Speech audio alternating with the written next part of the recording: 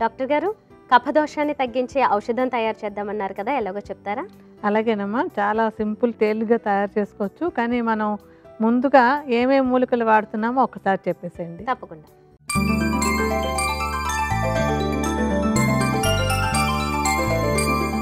కఫదోషాన్ని తగ్గించే ఔషధం తయారీకి కావలసిన మూలికలు: సొంఠి, పిప్పళ్ళు, మిరియాలు, తేనె, నెయ్యి. కావలసిన మూలికలు చూసాం కదా, ఇక తయారీ విధానం డాక్టర్ గారిని అడిగి తెలుసుకుందాం. డాక్టర్ గారు, మరి తయారీ విధానం చెప్తారా?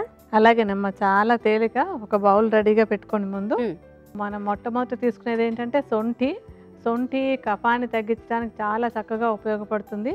సొంఠిని ఏమో కొంచెం మూకుట్లో నెయ్యి వేసి ఒకసారి వేయించి చల్లారిన తర్వాత పొడి చేసుకోవాలి. అలా చేసినట్టయితే ఏంటంటే దానిలో ఉండేటువంటి ఘాటు వల్ల వచ్చే ఇబ్బంది లేకుండా ఉంటుంది. ఇలా పొడి చేసుకున్నటువంటి సొంఠి పొడిని ఒక 50 గ్రాములు తీసుకుని ఒక బౌల్లో వేసుకోవాలి. మీరు కొలత ప్రకారం వేసుకోండి. మేము ఎప్పట్లానే కొద్ది కొద్దిగా వేసుకొని మీకు చూపిస్తాం. కొంచెం సొంఠి పొడి ఒక పెద్ద చెంచాడు తీసి అందులో వేద్దామా. తర్వాత మనం తీసుకునే మూలిక పిప్పళ్ళు. ఈ పిప్పళ్ళు కూడా ఏంటంటే కఫదోషాన్ని తగ్గించడానికి చాలా చక్కగా ఉపయోగపడతాయి.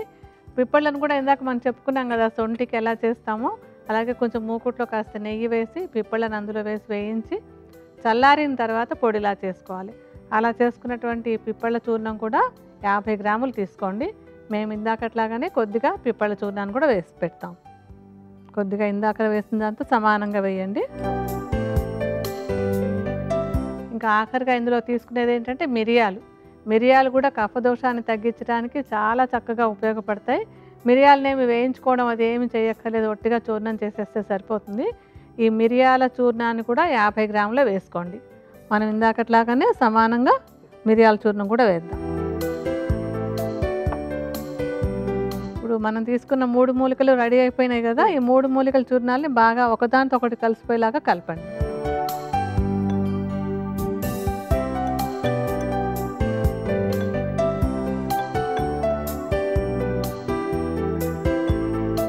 ఏంటంటే మనం తీసుకున్న సొంఠి, పిప్పళ్ళు, మిరియాలు 3 కూడా కఫాన్ని తగ్గించడానికి ఎక్సలెంట్గా పనిచేసేటువంటివి. అలాగే తేలిగ్గా దొరుకుతాయి. మనకి ఏదో మంచి మూలికైనా దొరకకపోతే కూడా కష్టం, కానీ ఇవి చక్కగా తేలిగ్గా దొరుకుతాయి. ఈజీగా తయారు చేసుకోవచ్చు, అన్ని విధాలా కన్వీనియంట్గా ఉంటుంది ఇది. ఇప్పుడు ఇలా కలిపేసుకుని ఈ చూర్ణాన్ని చక్కగా నీట్గా ఒక గాజు సీసాలో పోసి ఉంచుకోవాలి. ఎక్కడ తడి అది వెళ్లకుండా, ఎందుకంటే తడి తగిలితే మళ్ళీ తేమ అది తగిలిందంటే కనుక ఫంగస్ వచ్చేస్తుంది. అలా లేకుండా క్లీన్గా ఉండేటువంటి ఒక గాజు సీసాలో పోసి పెట్టి ఉంచుకుంటే కఫదోషాన్ని తగ్గించడానికి కావాల్సిన ఔషధం మనకి రెడీ అయిపోయినట్టే. మరి డాక్టర్ గారు, దీన్ని ఏ విధంగా ఎప్పుడెప్పుడు తీసుకోవాలి? తీసుకోవడం చాలా ఇంపార్టెంట్. ఎంత తీసుకోవాలి, ఏ విధంగా తీసుకోవాలి అనేది చాలా ముఖ్యం అన్నమాట. మనం ఒక చిన్నది ఇంకొక బౌల్ తీసుకుందాం, ఎలా కలిపి తీసుకోవాలన్నది కూడా చూపెడదాం. ఇప్పుడు మన చూర్ణాల మిశ్రమం ఉంది కదా, అందులో నుంచి కొంచెం చిన్న పిల్లలు అయితే కనుక ఒక 3 గ్రాములు అంటే కొద్దిగా ఒక అర చెంచాడు సరిపోతుంది. కొంచెం మామూలు పంచ వయసు వాళ్ళైతే కనుక ఒక చెంచాడు, ఒక 5 గ్రాముల వరకు చూర్ణం తీసుకోవాలి. కొంచెం తీసి అందులో విడిగా వేయండి. పెద్దవాళ్ళ డోసు అనుకున్నట్టు వేద్దాం, కొంచెం వేయచ్చు. ఇప్పుడు అందులో మనం తేనె, నెయ్యి కలపాలన్నమాట. ఒక అర చెంచాడు నెయ్యి అందులో కలపండి. తర్వాత ఒక చెంచాడు తేనె. ఎందుకంటే తేనె, నెయ్యి కూడా సమానంగా కలపం ఎప్పుడు ఔషధాల్లో. ఏదో ఒకటి ఎక్కువ ఒకటి తక్కువ వేసుకోవాలి. అది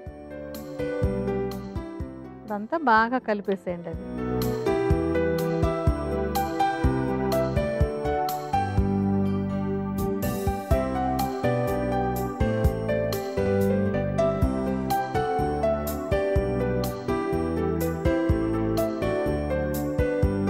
బాగా కలిసింది కదా తేనె, నెయ్యి, చూర్ణాలన్నీ. దీన్ని ఏం చేయాలంటే కొంచెం వేలుతో తీసుకుని కొంచెం కొంచెంగా నాలుక మీద పెట్టి నాకుతూ వేసుకోవాలి, మింగేయకూడదు. అంటే అది నోట్లోంచి గొంతులోకి అలా వెళ్తూ ఉన్నప్పుడు కఫదోషాన్ని తగ్గించడానికి చాలా చక్కగా ఉపయోగపడుతుంది. మనం ఇందాక చెప్పుకున్నట్టుగానే చిన్నపిల్లలైతే కాస్త తక్కువ డోసు, పెద్దవాళ్ళైతే ఇప్పుడు మనం చూపించినంత డోసు వేసుకోవచ్చు. 2 పూట్ల వేసుకోవాలి ఇలాగా. ఓకే డాక్టర్ గారు.